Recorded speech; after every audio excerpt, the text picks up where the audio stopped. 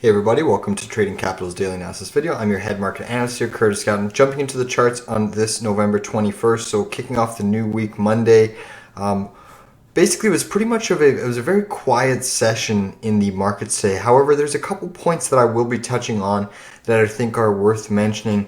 And considering the price action in the overall markets today, the stock market did finish down on the day. The S&P closed down 0.36%. There's a couple interesting things that happened in energy, which we'll touch base on, interest rates, and the dollar. So looking at the S&P 500, you can see we got a little bit of this doji flat candle, but it did close negative. We were a lot lower on the session, but we managed to close, quite frankly, off the highs, and that was probably due to the fact that the energy sector did catch a little bit of a bid.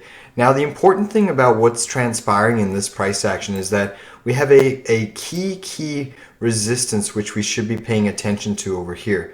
And basically this key resistance is going to be this trend line over here, connecting your pivot to your pivot to your pivots, your three intersections over here, to a major pivot zone over here, your chop, your impulse breakdown bar, which led to your gap lower. That is known as your neckline, and that is going to be your massive resistance. You can see we tried gapping above it over here, and the price action came right back in, floundered, you hit it over here as resistance. So as long as we trade below this red trend line, this is all technically bearish consolidation, which should point to lower price. And if we take a look at the daily chart, we can see that there is distribution occurring in and amongst this price action. Basically what is unfolding here is there's due to the fact that there was an anemic amount of volume traded today, just 51 million shares, that shows you that there is no institutional buying transpiring. There's not really much convincing price action. Needless to say, obviously that holds true that there wasn't any ferocious institutional selling, but the fact that there's just no buying, that does concern me, considering at the resistance level that we're at, and considering the divergence that the stock market has made yet again to the overall what the price action and interest rates is saying. So taking a look at the SPY, obviously I do think that there's still more downside to it. You have this vulnerable gap around 374, and then you have this major gap at 357, which will be close to your double bottom. So anything under this this COVID trend line, let me just turn the volume, is still very bearish and vulnerable to an immediate sharp pullback in the distant future. So I still think that as long as we're trading under this COVID trend line, the downside bias is heavily in favor, considering we've had a sharp move from 348 all the way to a high of 402 and we're trading at 394. I do think this market is vulnerable, just like it was over here, just like it was over here, just like it was over here, and now just like it was over this period. Let's take a look at the DXY, because the DXY is getting a significant bounce. On Friday, we gave out that alert, basically prepping all of you that the DXY was breaking out alongside with interest rates, which was likely to put downside pressure on the markets. There's a few patterns that we can analyze intraday. Let me just erase some of these trend lines, but basically you can see you've had a break from this downsloping trend line.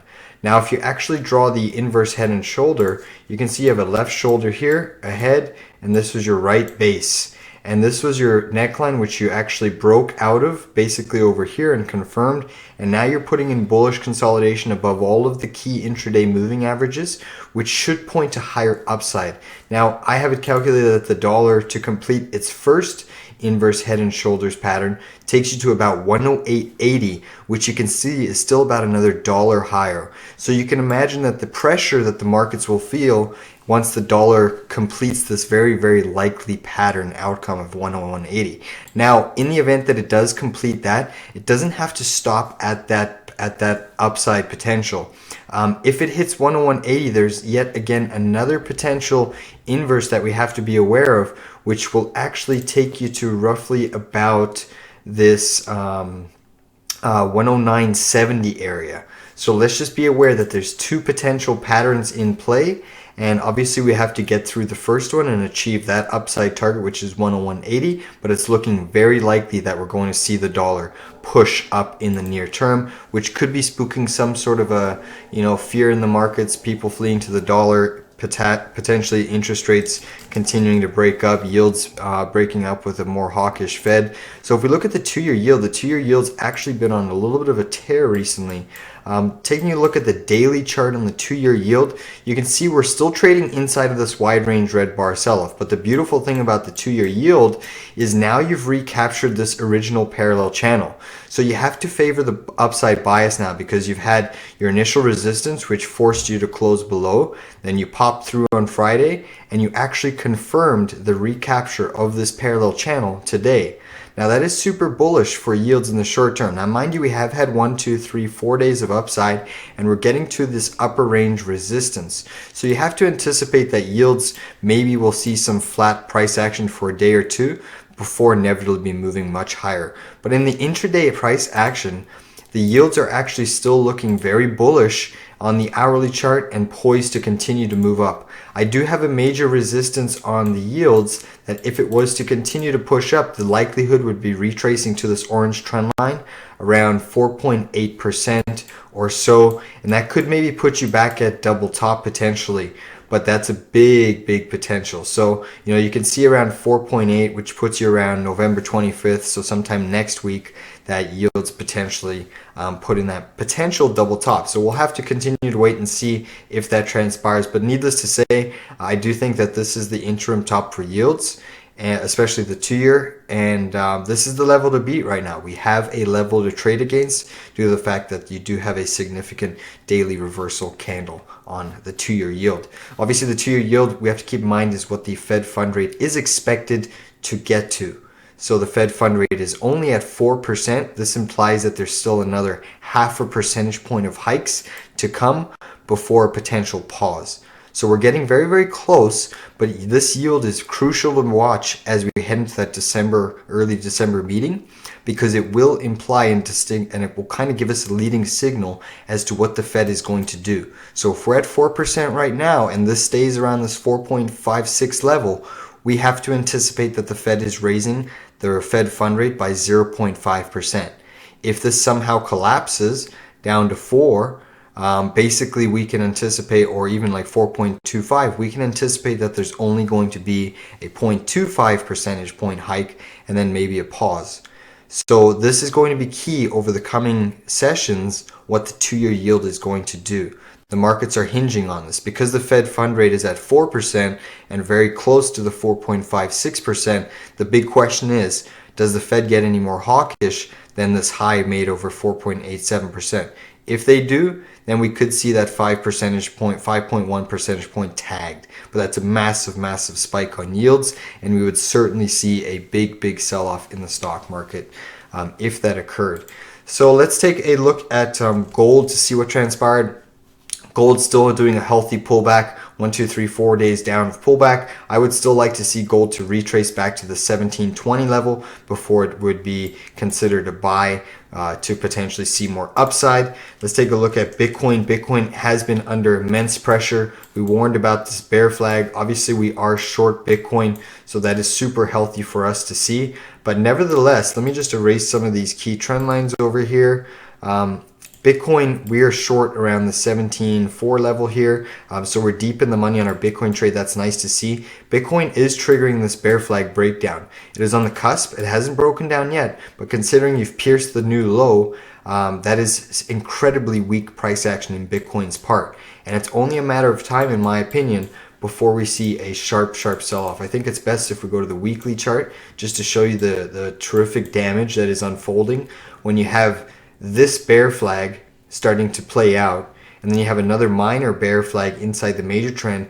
It leads to a recipe of disaster for Bitcoin. And I mean, we're approaching some pretty big key levels here. I would love to see a flush back into this channel, or even at the top of this channel, basically putting Bitcoin at around 10.6, 10.8, maybe a pierce, give or take, but it would be right in line with this pivot action here, basically these highs before your COVID collapse, this price action over here. So there's an incredible deal amount of support, considering that you're now coming potentially back into these low ranges, and this is where long-term capital starts to accumulate. I still have a major support level occurring in basically January of next year, Bitcoin heading to around 5,600, give or take.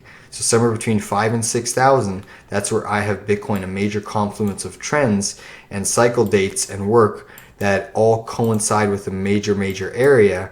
and zone that could be a potential massive buying opportunity. But needless to say, I do think Bitcoin has a dump down to potentially 12.5 in and around this range before it sees some support. But I do think we could see a sharp move down in Bitcoin nevertheless. Let me just see if there's anything else I can touch base on. Basically with oil today, if we take a look at the US oil chart, crude, massive price action today. Pretty incredible, I might add. But needless to say, crude oil hit my downside target. We've been talking about crude on the WTI chart hitting this downside level. Let me just actually go to the WTI chart. So crude had a massive gap fill down here, which we've been discussing. It hit that level to a T, and look at this big reversal in oil. You have to wonder, is that the Strategic Petroleum Reserve stocking up on oil? Is that the US government buying? Because the level of volume that came in off of that level was truly amazing and impeccable. I mean, to see a reversal of this magnitude is pretty exceptional. And you got a beautiful daily bottoming tail. I would like to see a retrace, and then we can potentially play this for a long position. I still think that basically you chop in this channel now, potentially before breaking lower. My new downside target on oil is basically, let me just flip back to that daily chart. Basically, I have a new downside target of around $68, give or take, 68 to 70 bucks. In and around that range is going to be my new target for oil. And I do think that we have this continued bounce, maybe up to like 84, 85 at the most, before oil starts its next down leg. Natural gas had some pretty wild price action today. I actually traded it intraday. Needless to say, look at this volatile price action. You had a beautiful daily surge right into the 200 moving average, right into this red bar resistance. You've now had 1, 2, 3, 4, 5, 6 candles in a row into resistance of upside. And then when you look at this intraday pattern, lots of distribution, I might say, that is occurring in natural gas at these price levels. And that's why it was such a lucrative trade to trade intraday, because we had lots of whip and price action as we hit key levels. So I do potentially, if natural gas gets one more pop-up, I might potentially short this trade. We have two levels that we're looking to potentially short natural gas, and that is basically starting an accumulation position at 760. But what I would like to see, I don't want to see any consolidation. I want to see this either today or tomorrow or the next day shoot right into the 760 level before I execute a short trade. If you simply also draw a trend line down here, you can see you are into some short-term resistance, pivot to pivot, and you have a little bit more upside. But generally what happens is you can pierce these down-sloping trend lines, and then if you have a secondary trend line of resistance, which is nearby, it would act as the backup before you start to see that pull up. But let's just monitor this natural gas, be alert for potential trade if we get another pop-up on natural gas. Let me just see, there is potentially another trend line in which we can use. Basically, this was our breakdown zone. So you can see if we have this pivot to this pivot over here before we consolidated and broke down.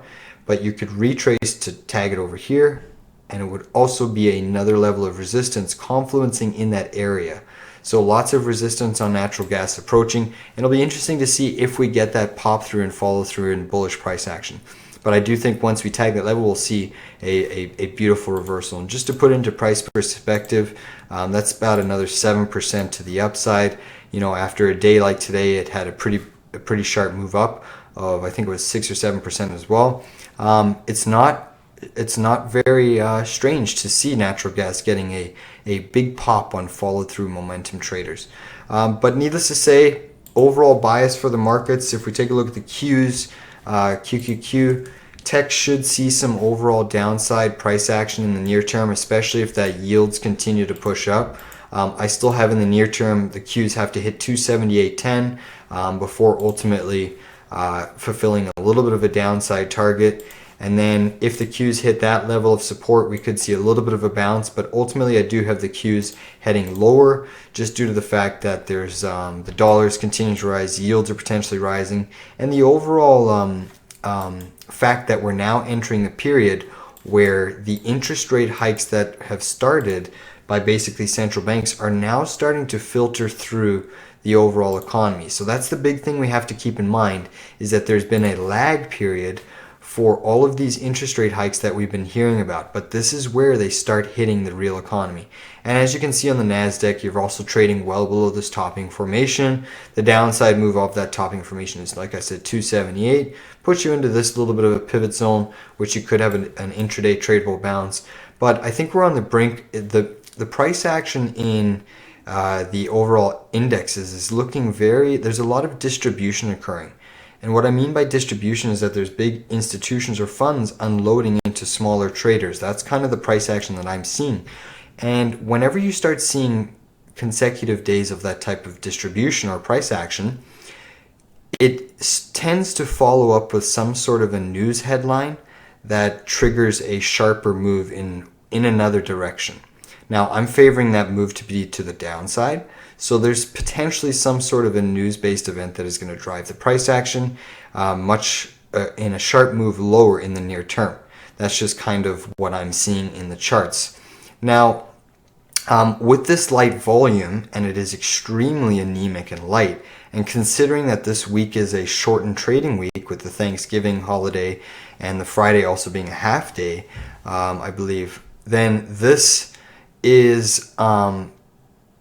allows the markets to float up in a lighter volume environment. It's easier to push stocks up in an environment where the volume is extremely light. And today the volume is extremely light, just over 50 million shares. That is anemic. So we have to keep in mind that when we're doing intraday shorting actions on light volume, we can easily be pushed out of our trade due to the fact that we can manipulate the amount of volume of shares during the intraday price action. So lighter volume does typically favor the upside bias, but with lighter volume occurring, it does typically mean that not many institutions are buying the stock at this point in time. So let's just continue to monitor the price action as it unfolds. But overall, I'm still in the camp that we see some downside in the indices, whether it is on some sort of a news or simply the continued dollar strength, which I'm anticipating to at least hit another dollar of upside in the DXY chart. Basically, that sums up today's video. Congrats on the Tesla trade. I mean, Tesla's chart is just broken. You know, if we simply look at the long-term chart, we had a beautiful trade on Tesla. You can see we just covered at the lows around 167. Tesla has hit a 618, fib level from this bear flag breakdown. I still think Tesla heads lower in the grand scheme of things. And sorry about how messy this chart is. I've just been doing a lot of work on Tesla because it's a beautiful opportunity that we can trade. But needless to say, Tesla's had a sharp move down 1, 2, 3, 4, 5 days of sell side pressure from 199 down to 167 and change. We've netted over 15% on that trade, so beautiful job shorting that. But when you start seeing charts like this, it's broken at key level. It's coming into some big support. You have this beautiful parallel channel in an oversold condition. If Tesla can flush down to say 158, 159, or even pierce this boundary, that would be an incredible opportunity around this 152 and change mark to start accumulating a Tesla swing long. And despite the trend and the pattern, the long-term pattern, if you flip to the weekly, is extremely bearish. You know, you have a left shoulder, a head, a right shoulder, which has triggered the orange neckline here and confirmed. You're coming into some major support that Tesla has not tagged. For instance, you have the weekly 200-day moving average at around 161. Also coinciding with a major weekly gap fill going all the way back to November of 2020. So this is a critical area for Tesla. It's very likely you start getting a mean reversion bounce once this condition and pattern completes its fully measured downside move. But needless to say, when we get basically 15% in 5 days on a Tesla, you know, when something can basically pop up, the stock could pop up another 10% in tomorrow, for all we know. We just take the money and run. And I am potentially eyeing up a swing long if we start getting a flush even lower. So just be prepared for that alert today. But even if you look at the likes of Apple, you know, Microsoft was strong today. Apple was weak today. Apple's also hitting resistance over here. You can see these down sloping trend lines keeping Apple's price action in check. I have 2 downside targets calculated on Apple that need to basically complete. in order for this bearish pattern to play out and then for likely continued upside. But we are short Apple, so we're in the money on that trade again. And the thing about Apple's price action is this is extremely bearish. You have this beautiful little topping formation. We have clear resistance set, downside targets initiated and confirmed, which mean that they're very, very likely to hit in the coming sessions. And then when you look at this immediate price action of this last, 8 hours, you have this inside bearish consolidation, which favors a sharp breakdown. So with Apple pattern looking very bearish, being it's the biggest stock, weighted in the Dow, weighted in the Nasdaq, weighted in the S&P 500, it carries the largest weighting. This implies downside for the overall market. It's very rare that Apple is down and the markets are up. It does happen, but in most cases when Apple is down, the market's down. So let's just keep this in mind that when we start seeing leaders like this breaking, that is never a good sign. But if we take a look at Microsoft did have a little bit of strength in comparison, but once again, trading under key resistance. And you can see these massive levels trying to basically break above this orange trend line of resistance, just so happens to be inside of this wide range red bar sell-off. And you failed 1 hour, 2 hour, 3 hour, 4 hour, 5 hour, 6 hour, and now you're looking to confirm below. So let's just keep in mind that many of the leading big cap stocks have had terrific runs, and it's likely we're seeing distribution for potentially a move lower. I'm not saying we're going to take out the lows right away, but there's key gaps on these charts that I think have a very, very strong likelihood of being filled. Even if we look at, say, the XLU, utilities. Utilities, for all I'm concerned, is still trading under this COVID trend line. It is broken, confirmed to the downside. All this price action under this COVID trend line is considered bearish price action and setting up for a sharp move lower, in my opinion. That's just typically how this charts play out. When you have this massive downside move and a sharp rebound back into resistance under key moving averages, under key resistance trend lines, this is not healthy price action. This is inside bar bearish consolidation, and it does favor a move lower. So we just have to keep in mind there's a lot of warning signals that are occurring. We got the weekly reversal signal for the energy sector last week. Beautiful, off of that long-term resistance, 2008, 2014 trend line, double top. So let's just keep in mind that there's a lot of signals, there's still a lot of sectors that are into massive levels of resistance. Even the XLK bouncing off of resistance clearly, and now looking to close under the key short-term weekly moving averages. So just be on guard. I still think these markets have a lot of potential downside risk, even though they've sold off tremendously. I still have priced in and said in many videos that Q4 has a very strong likelihood of being the worst quarter for investors as we head late into the year, because I do think just the overall pricing in commodities, even if we look at the copper chart, HG1, copper futures, copper's price action is extremely bearish. One of the most bearish charts I've seen, in my opinion. This is such a technical bear flag forming, and then you have big sharp sell-offs like this right at key resistance.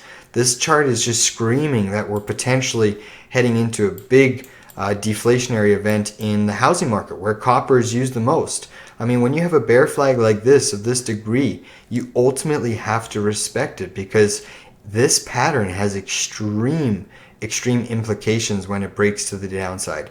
We're just looking at a chart here, but understanding what this means for copper and the overall global economy when this pattern breaks and likely fulfills the downside move.